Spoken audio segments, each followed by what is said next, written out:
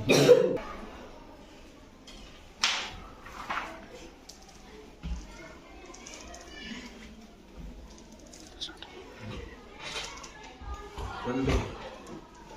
आज आम धातुर लवण सहित प्रतिक्रिया कौन धातुर लवण सहित प्रतिक्रिया यहाँ हूँ कपर सल्फेट कौन गोटे द्रवण कौन गोटे कपर सल्फेट हूँ गोटे कपर सल्फेट गोटे लवण बुझेगा ये कपर सल्फेट रे आम कपर सल्फेट हूँ गोटे कौन क्रिस्टाल यहाँ हूँ कपर सल्फेट क्रिस्टाल ये कपर सल्फेट क्रिस्टाल को यहाँ हूँ कपर सल्फेट क्रिस्टाल दाना कौ कलर ब्लू कलर ये कपर सल्फेट को मु पकई कौन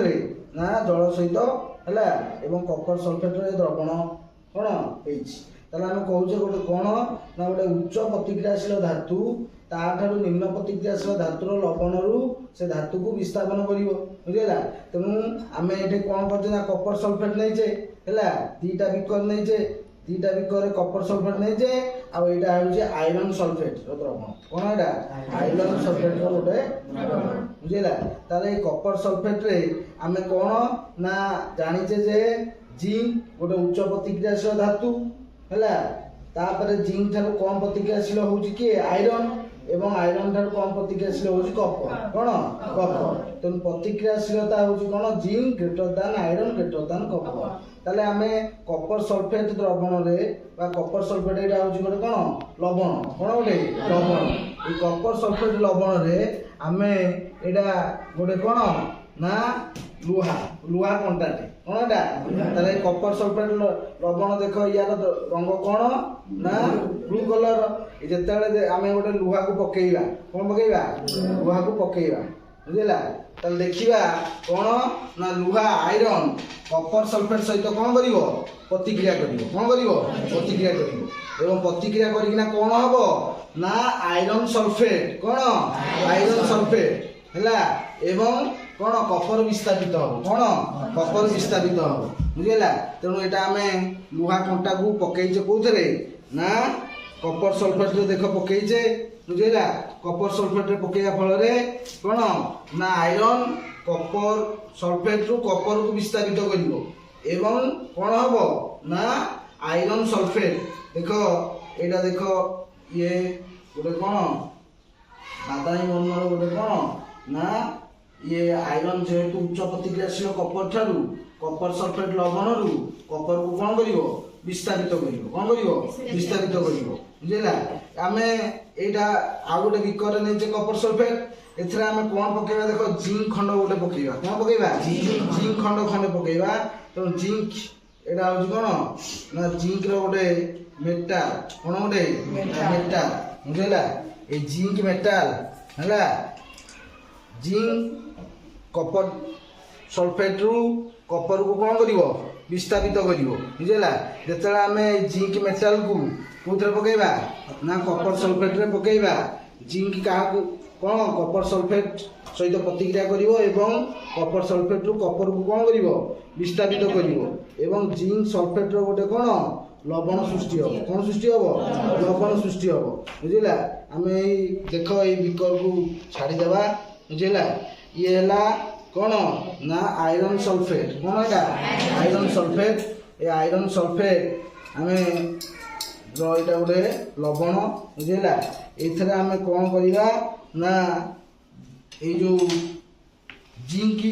पकेबा क्या पकेबा जिंक पकेबा है जिंक पकेबा द्वारा कौन हम ना जिंक आयरन ठार अधिक प्रतिक्रियाशील धातु है तेना आयरन सल्फेट लवण रु आयरन को विस्थापित करिवो बुझला कौन करिवो आयरन को विस्थापित करिवो एवं कौन हबो जिंक सल्फेट कौन जिंक सल्फेट आमे किछि समय पाए कौन करिवा ताकू छाड़ी देबा कौन करिवा छाड़ी देबा बुझला एवं देखिबा